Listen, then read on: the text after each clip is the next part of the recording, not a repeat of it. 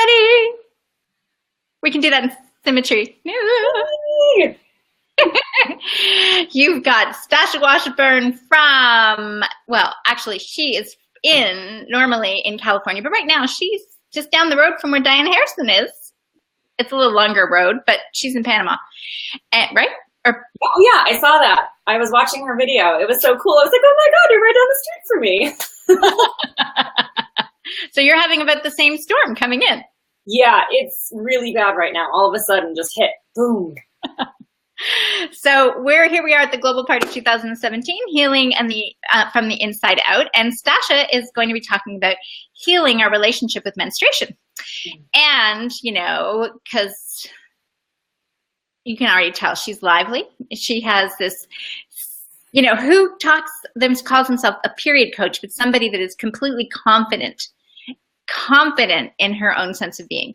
And so, of course, we have a very lovely song to kick this one off that we're going to play a few bars with because you did it. Surprise! You fucking did it. You really did it, Jay. You fucking did it. You fucking did it. You fucking did it. You really did it, Jay. You fucking did it. You fucking did it. All those who hanging around the water cooler will never believe how you're tackling a thousand puzzle pieces. If you can see it before we completed it, before we made it whole. Now you put it all together with a blindfold. You're like a lone game chuckle who keeps the game going, but you claim the fame as I like to lead no one of the map. Okay. You fucking did it. That's such a good one. We thank you, Jason Mraz, for sharing that with us. We so appreciate that it was your song and that you were lending it to our party favors today. Jason Mraz would totally be behind this 100% if he knew what was happening. Exactly. So there we go. So we're going to start. How did you ever begin this journey to being the period coach? Whew. Well, it started a really long time ago, as a good story does. Actually, it started pretty much right out of the gate when I was in high school, and I got my first period, and it was really bad. Just really, really, really, really bad. And, I did the Western medicine journey, and they failed miserably. And so by the time I was in college, I was on birth control, and I was on narcotics, and I was on birth control that's been recalled because it killed women, and thank God, everybody above. But yeah, I couldn't, it wasn't working. So I started my own journey of just trying to figure out what to do. And, this was before the days of health coaches and Google, and the internet existed, but that was about it. So I really did a lot of footwork and talked to people and sat and listened to people and heard stories and put them all together and started figuring out what was going on. And, I started off as a hormonal balance coach, helping women. And I was a dancer, so I was working with athletes and female athletes to optimize their hormones and their physicality and these things. And one day I was talking to a business coach, and he asked me what it was I really wanted to do, like what really pissed me off about just life. It was something that pissed me off for a long time. And I went, the fact that every time I get my period and I pass out in public, or I have to throw up for 2 days straight, or I'm in such pain that I'm just collapse, I have to tell people I have food poisoning because they get offended or upset or embarrassed, or I'm literally in so much pain that I'm throwing up for days straight, but I have to be careful not to upset other people. And that's not the other people's fault. That's when I realized it was the taboo around menstruation, but that pissed me off so much that I realized I really needed to be the one to say, I'm over the taboo, no more. What do we need to do? And I was talking to one of my best friends, and she was like, you should just call yourself the period coach. And I was like, done. And I immediately went online. I found the URL. It was not bought. 2 minutes later, that was it. Done deal. Well, true. I mean, the whole idea that it's something the most natural, that we were all created. It wasn't like we go searching for it or buying for it or want it. It just happens in our bodies, right? Yep. It is so natural.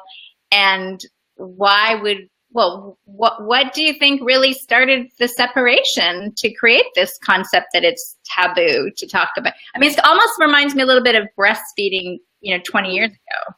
Yeah. So you're in that sort of, For sure. We're all in the camp of the patriarchy, which is really the big thing. There were places that women went, red tents and moon lodges, and they were not places you're banished to. There were places women gather to support and help each other out and all these really good communal things. In fact, women in the red tent brought back the next month of direction for the tribe. Oftentimes they brought back a message for the tribe, or they were expected to go in during the sacred time and be the channels that we really are during this time.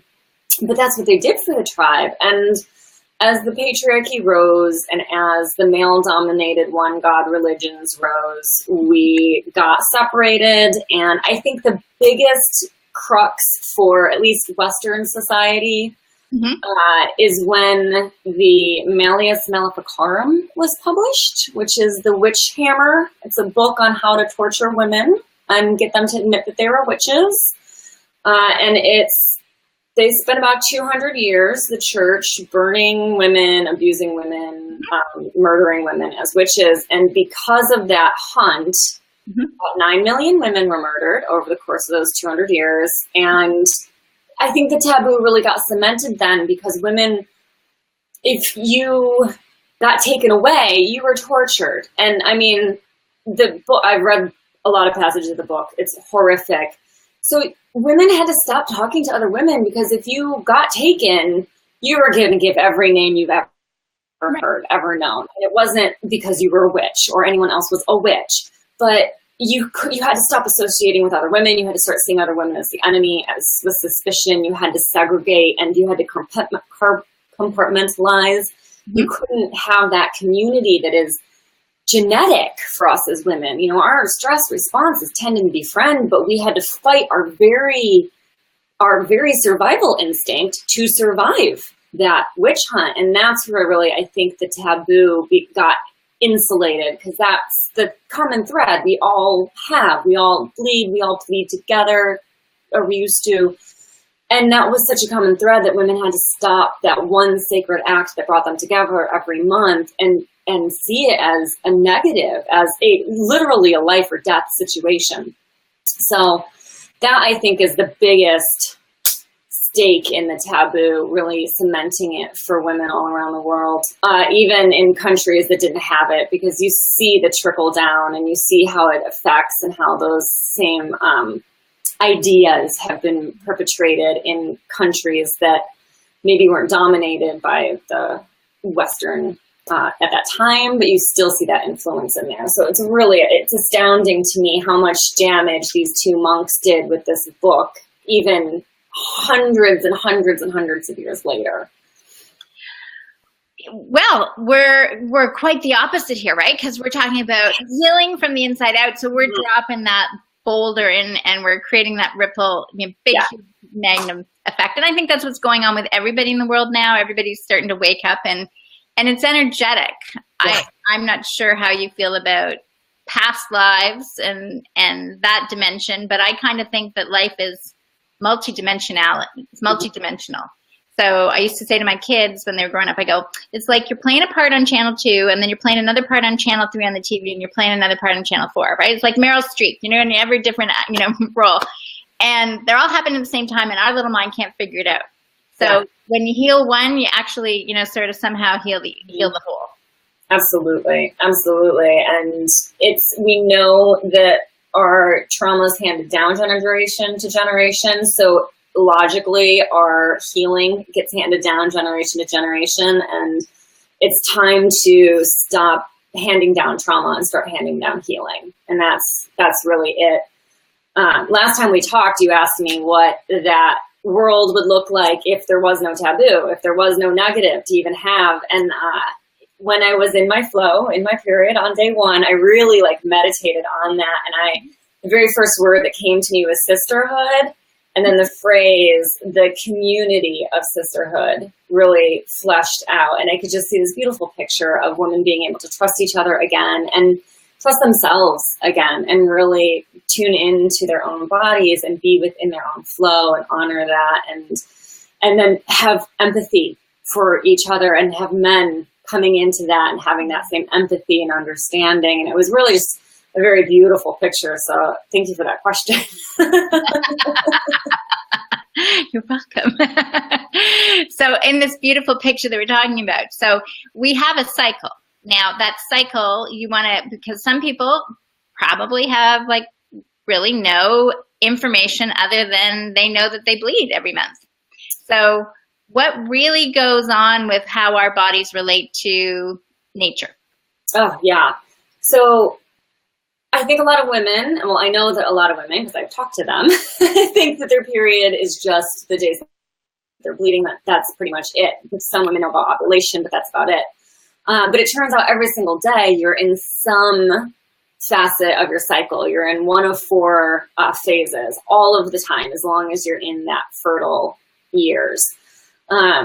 So it goes along with the phases of the seasons, and it's really a beautiful way to understand it, and it's easy to understand it this way. And we'll start with your period because that's the easiest one to see, and that's what we think of as winter. It's the water energy. It's the winter phase, and it's very important to be deeply nourishing because everything is under that winter hibernation. But all the activity is happening in winter. Even though the bears are asleep, they're preparing for the spring. So it's a very important phase. And then we move into our follicular phase, which is our springtime.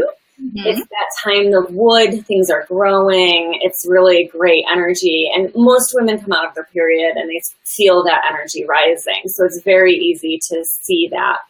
When you go into ovulation, which is your summer, it's your fire phase. It's the extrovert and everybody comes out to play time. And then we move into our luteal phase, which is the longest phase. It's actually thought of as the late summer and the fall phase because it has two distinct hormonal patterns that happen through it. Okay. The first half is really just kind of you come out of that summer ovulation phase and you start to kind of just go into a nice routine. Things feel good. You feel calm. And then usually that second week of it is where most women call PMS.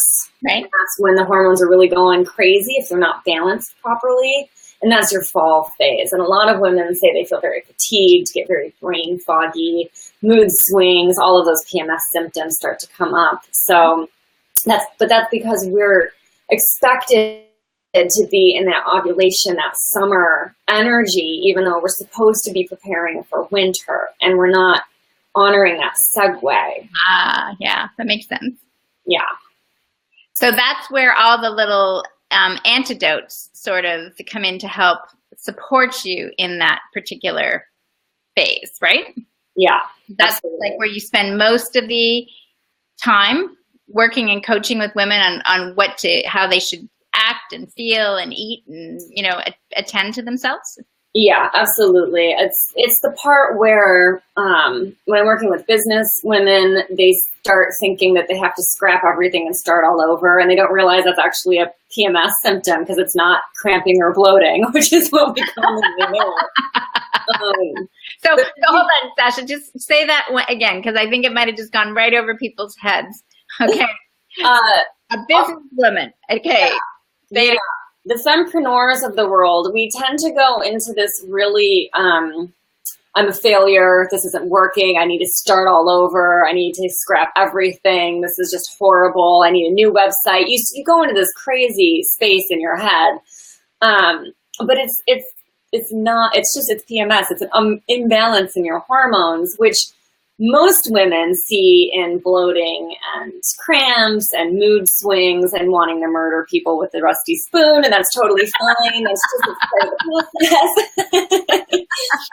But for a lot of women, especially in the workforce, we feel really unfocused. We have a hard time doing things. We have a hard time getting tasks accomplished that the rest of the month we're really good at.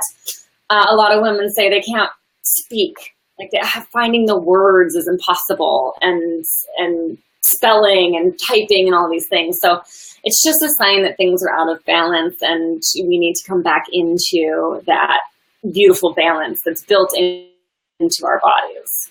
So okay, this might sound like a silly question, but to me, I go, wow, people really go through all those things? I mean, my menstruation was sort of uneventful.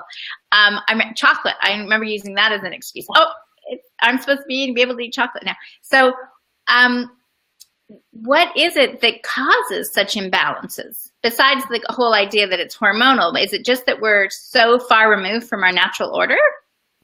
Well, I look at it from two-pronged approach. I look at it from the physical approach, which is the science of things, your diet, your movement, meditation. We know that really readjusts the brain and recalibrates. Mm-hmm. So I look at it from that physical standpoint, and those things need to shift throughout the month. There's no one diet. There's no one exercise. You should be going up and down with your cycle, and the diet should be following along, and detoxing in the spring and bulking that fiber in the winter, just like you would in a year season.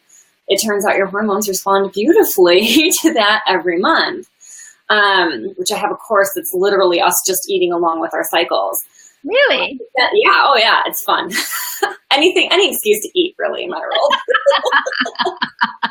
But then we do look at it from the energetic standpoint, because you cannot push yourself into balance. That's just not how it works for women. We cannot push, go, go, go. So that stress and that push and that energy that we're using all of the time needs to also come back into balance.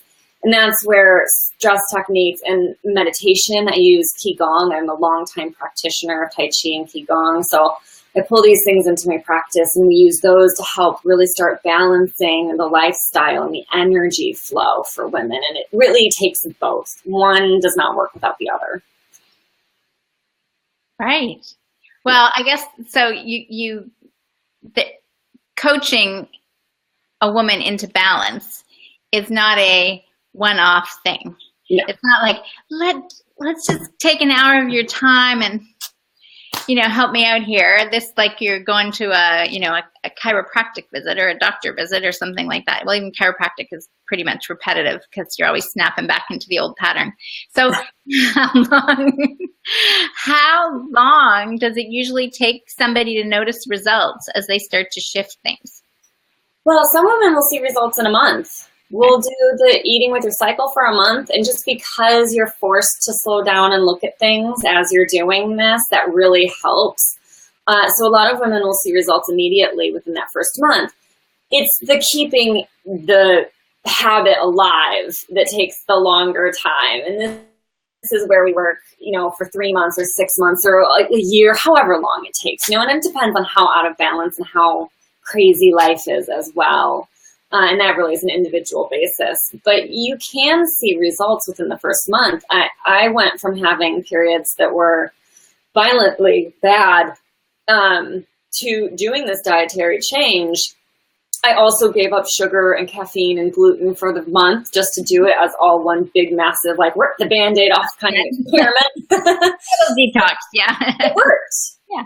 That was the first time I'd ever had a pain-free period in my entire menstruating life, instantly. Now, I kept doing that, but I also started a business, and I went into this very masculine mode, and all of the symptoms came right back. And that's really where I learned you can't do one without the other. You need both. But it's easier to start with just simply adding in some really good foods. Like, that's just a really easy place to start with women. So it's usually where we start, and that's why I have that program that's just eating with your cycle, because it's an easy one. It's fun. We exchange recipes. It's like the last place that wants to see your food pictures on the internet. Well, I think you hit on a good point there. the masculine role, right? Like I would guess that from my standpoint, when I was the female playing in the masculine community, we were really, being feminists, trying to be men. Mm-hmm. Right? We weren't females being in our power of who we really are. So is that part of the whole thing, is that we've sort of suppressed this whole idea and wanted to embrace the masculine energy, and now it's about rebalancing it all? Absolutely. And I see a lot of people going really far into the feminine side of things too. And that's, then you're dishonoring that ovulation phase, that masculine energy. So it really is about being able to step into that masculine power, which we're much more comfortable in, but then step into that feminine power and be able to just sit back, be eggy, receive, let it come to you, and let that be powerful. And that's hard because we're a society that only rewards doing, not being. Oh, I totally disagree with that, okay? Because I am setting it right here and now that everybody, by being, you're a gift and you get to receive it all. So open up. This is what it's all about. Health is natural and thrive it. We're changing the way the world works. Right here and right now. You and I, Stasha, we've done it. We put the period. Done. Period. Okay. Now, just on the masculine side, men. What would you like to say to our men viewers? And how did what coaching would you give them relating to their? I love this. I get men that ask me things from time to time. Thank you. You're very brave, and I'm very impressed. And I love it because it's everything from, I feel like I go through these cycles every month, and you do as a man. You very closely follow the moon cycles, just as every human being on the planet does. So you have the same thing. You just don't have the same hormonal flow as we do, but you still have that same thing. So being able to step into that being eggy, receiving power is just as powerful for men as it is for women. And also recognizing that in the women around you and being able to soften when needed and to support and be there is.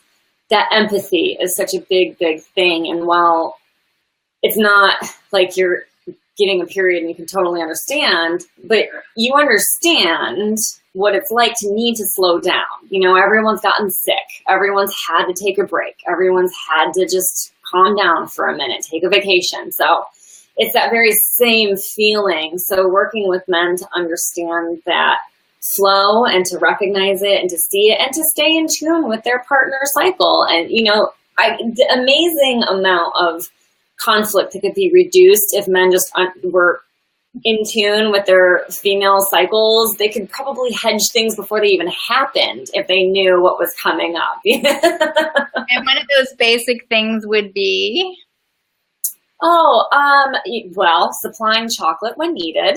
It seems like when women are going into the luteal phase, it's when they become very critical of their nesting. It's very nesting. So that's when women start going, oh my God, the kitchen's a disaster. There's dirty clothes everywhere. I can't believe you can't get your socks into the hamper. What's wrong with you?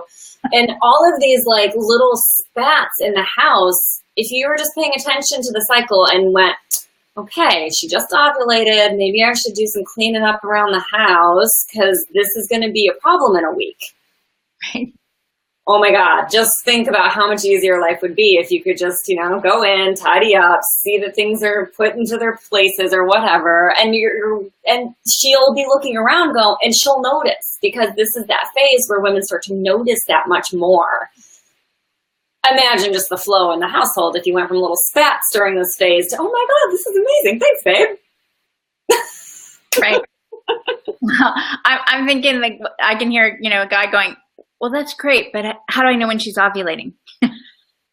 Well, this is when we as women need to take responsibility and be into our cycles. But another thing is, as a man, generally women are much more sexually forward during ovulation. So if your lady friend is being a little bit more outgoing, want to go out for cocktails or wanting to go out and do things, that's very often a sign that she's in that ovulation phase.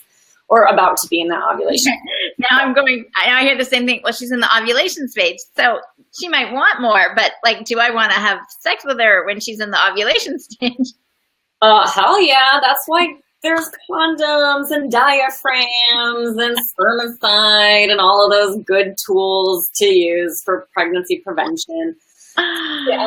Queen's Anne's lace, the seeds prevent an egg from implanting in the womb. There's lots of things that can be done to prevent pregnancy that don't involve hormonal birth control. So yes, have fun, be safe.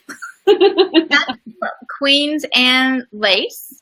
Yeah, it's also called carrot seed, depending on where you are in the world.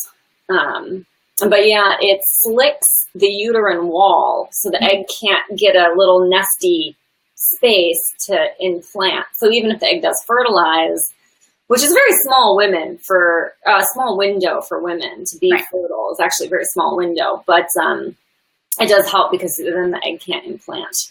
And they've done studies that it's shown that there's no buildup. It doesn't stop being effective over time. It seems to be a very reliable, can use. I mean, I haven't used it. This hasn't been a thing. I'm just a good old fashioned condom girl, but I also don't have a long-term partner. And this is what we call safe sex. Yes. But I do know women that have long-term partners that have been using it for a long time and had no problem. So, well, that's a great bit of tidbit information. So documenting your cycle, right? Mm-hmm. Do you do things like that with women too? So not only that absolutely. Yeah, absolutely. In fact, on my website, I have a free chart that women can start using. It's a fan mandala, again, I guess, depending on where you are in the world. But it has everything you need to know and everything you need to pay attention to really be spot on for your fertility, for your body, for your cycle, the whole 9 yards. And I have a free version. I have a book that has the moon phases that you can buy, but I have that free version out there because I think it's just that important that women should not have any barrier to being able to chart. Right. Yeah.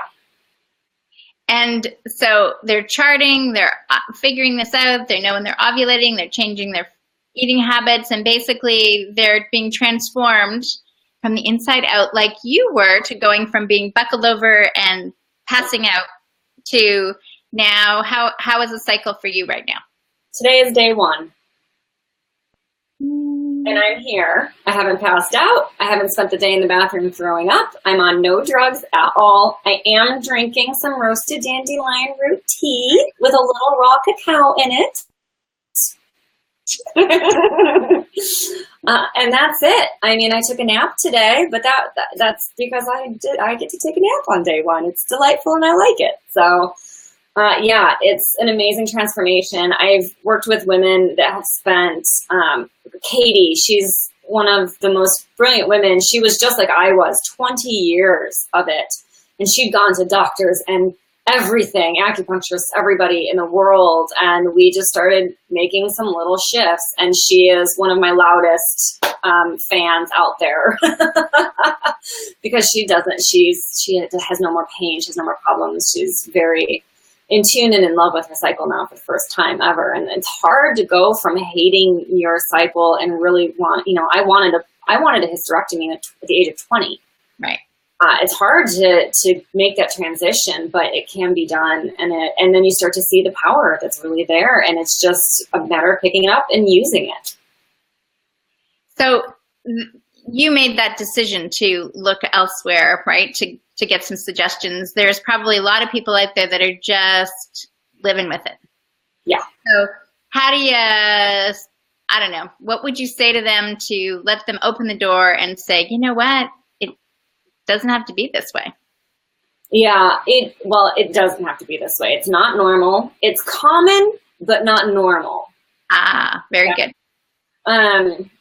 And just because 80% of women suffer with PMS and 75% of women have some kind of PCOS or endometriosis or something does not mean that it is normal. And it's not normal. Humanity wouldn't be here if this was normal. Like, let's just face it. So It's not normal. And actually, one of the best things to do, I think, is just join in a community. I have a Facebook group. It's free. It's open to any woman that wants to join, have a safe place to ask these questions. You know, I can't tell you how many times we get a question that's like, this is probably stupid, but, and I'm like, no, there is no stupid questions. Nobody was taught any of this. It is not your fault you don't know it. This is the perfect place to ask those questions.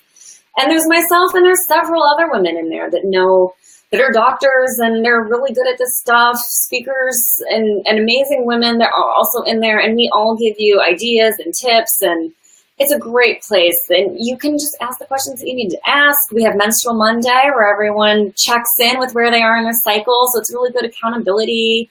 We have Self-Care Day on Thursdays, where we talk a little bit like, what self-care are you doing, and is it, you know, helping the phase of the cycle that you're in, and which is really little things that you do every day to kind of check in and tune in. It's a beautiful place to just get started and see the possibility that's out there. And it's free, and it's, you know, there's no obligation.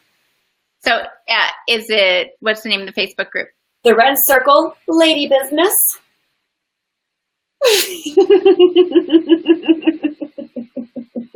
So the Red Circle Lady with LDADY business or business? Bullet. Okay. Yeah. And where can they get you? At theperiodcoach.com? Yep, that's it. And there you have the moon chart, right? They can chart their cycle. Yeah, on the front page, if you scroll down, it's on there. And I think right now there's a pop-up for 8 of my favorite foods to help defeat PMS right now on it. And it rotates between the fan and food stuff and fun things. But there's always freebies on there for you to pop on. And theperiodcoach.com/blog, I've just recently been posting a bunch of things food related that are really helpful for dealing with PMS and some of these hormonal imbalances. So lots of free goodies on there. That's awesome. Hold on. I have a okay, so Stash, Anna is saying, good that you offer a safe space to talk about this. Okay, that's true, because that's it. If it's taboo, you have a place to go. Yeah. Now, just as we're wrapping up here, I went right out of my head there. It was like, okay, this is going to be a good point to finish off on cycles and menstruation, but I guess it's irrelevant. So breathing, does it fit into this idea of bringing presence back into the body? Absolutely. One of my favorite meditations that I teach is a breath one that you bring the breath in through your third eye, you inhale through your third eye, really clean, clear chi in. You bring it down to your womb space, which is your lower dantian in Qigong and Tai Chi traditions. It's that under the belly button pelvic cradle space. You just bring that good clean chi in there. You let it infuse into that womb, into that whole pelvic cradle area. And then as you exhale, you can get rid of any stagnant chi, anything that's blocking your flow, any trauma, anything. You push it out the zenith, the very top of your head. It's an acupuncture point. As if you were just a dolphin playing in the waves, blowing out the junk, and let it come down to the earth, let it compost into good, clean chi in the earth again.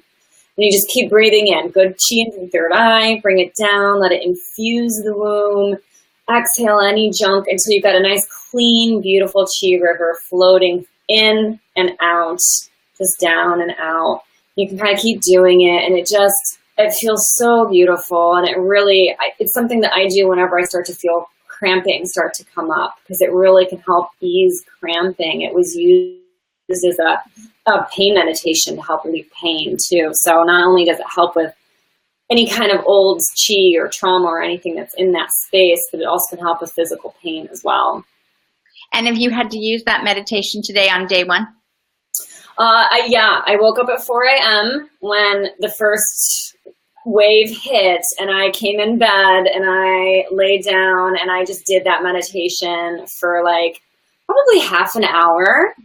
And then, I felt so much better. And I just kind of kicked back and made some tea and read a little bit. And then I took a nap, and then I got up, and then I did a little bit more of that meditation as the day started, because I went into work mode there, and I felt the headache, or I felt like that Right. Yeah. pressure start to creep up, and I went, oh God, what am I doing? Sacred day, stop it.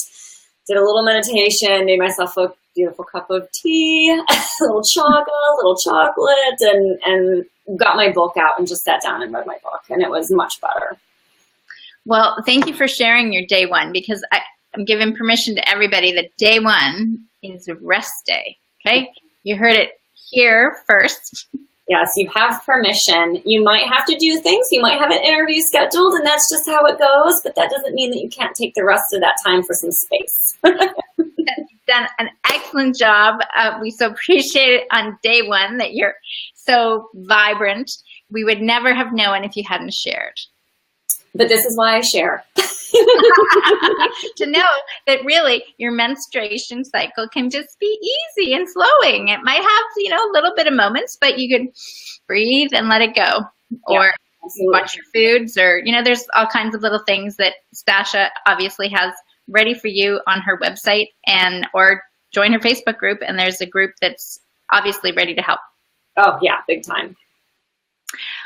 You're awesome. I so appreciate you standing out for everybody and creating this sisterhood that we all love and respect each other, that you have that vision, because I do believe that that's what's going on now. We're all realizing, you know what, we're all perfect the way we are, so let's just release the generational stuff and come together and embrace a whole new generation. Yes. So from your mouth to the universe ears. It is.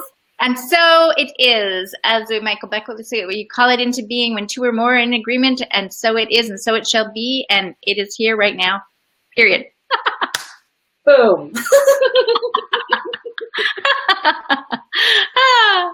All right, well, I hope the storm just goes right over and it's uneventful, and that you just have a very restful rest of your day. Perfect. Thank you so much. This has been great. I've been loving watching everybody. Thanks for being with us. Bye.